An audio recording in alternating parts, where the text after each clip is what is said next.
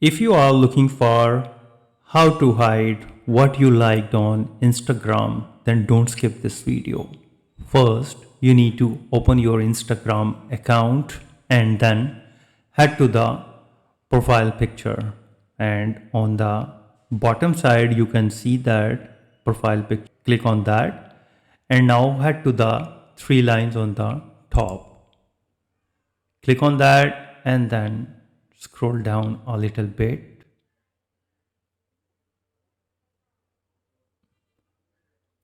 And here you can see that like and share counts. You need to click this arrow, and here you can see that on Instagram the number of likes and shares on posts and reels from other accounts will be hidden if you turn on this option. That's all. And now turn back, and now no one can see what you like on the Instagram. So if you think this video is helpful, please support my channel. Thanks for watching.